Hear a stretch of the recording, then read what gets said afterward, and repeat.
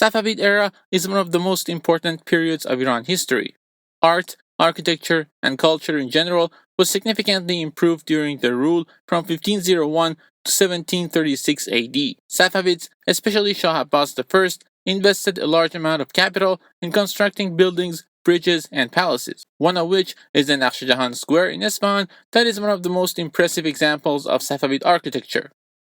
This is Iran Explained, where I take a look at Iran's economy, history, politics, and more. This video is about the Naghsh Jahan Square in Isfahan. In the late 16th century, in 1598 AD, Shah Abbas I moved the capital of the Safavid Empire from Qazvin to Isfahan in the center of the country, away from the empire's borders.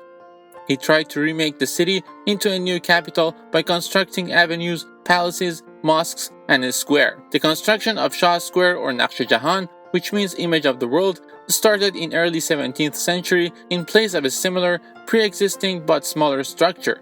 Shah's intention was to centralize the power of religion represented by mosques,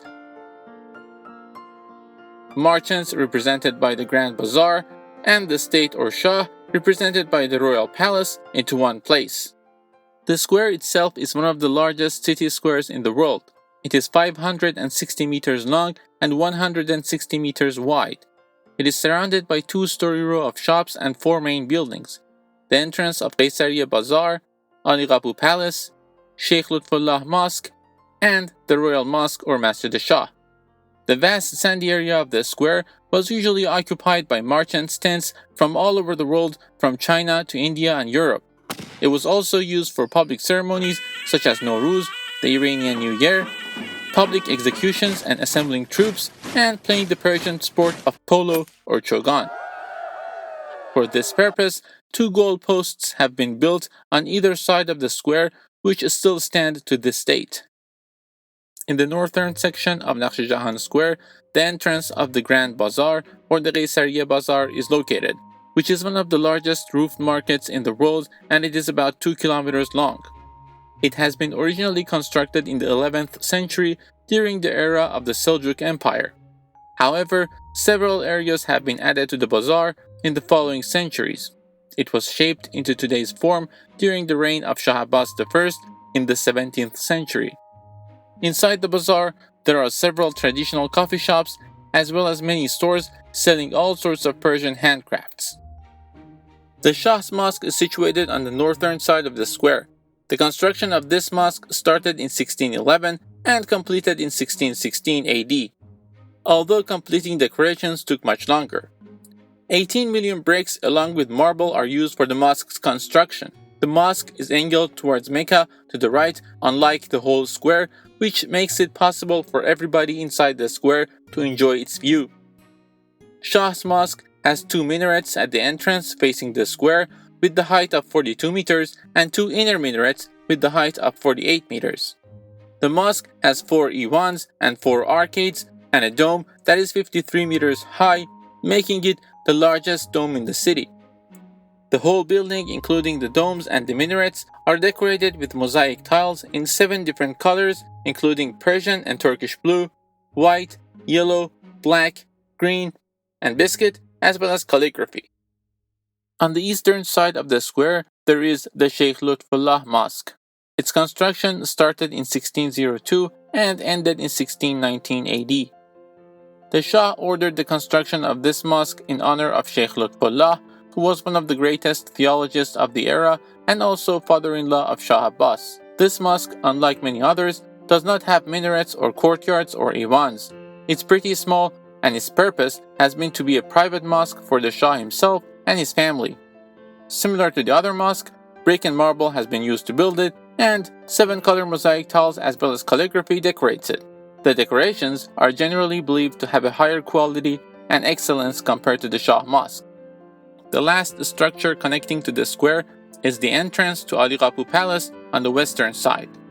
The construction of Ali Qapu, meaning the Great Gate, started in 1590 and ended in 1614 AD. The palace is 48 meters high and has an area of 1,500 square meters. The building consists of a 5-story tower in the back and 2 floors in the front, facing the square with a columned porch on top.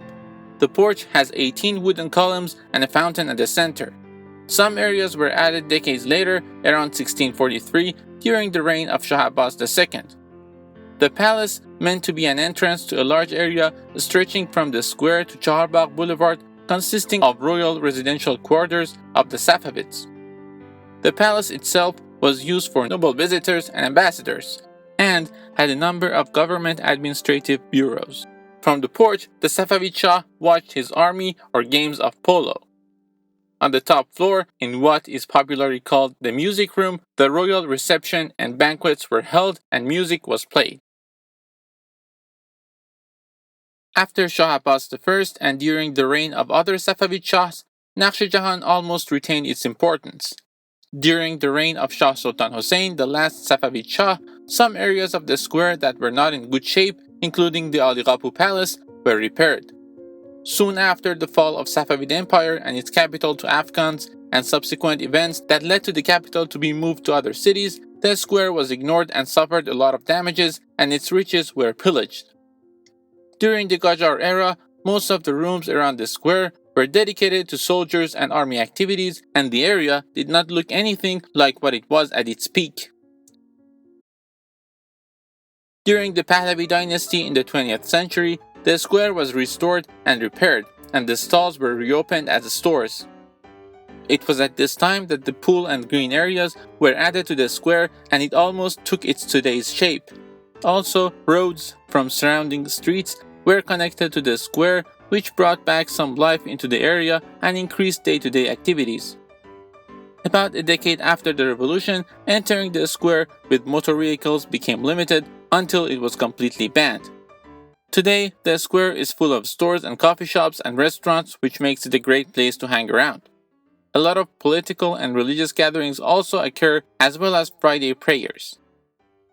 If you like this video, please give it a thumbs up, leave a comment, and tell me what you think about this channel. If you want to watch more videos like this one, click the subscribe button.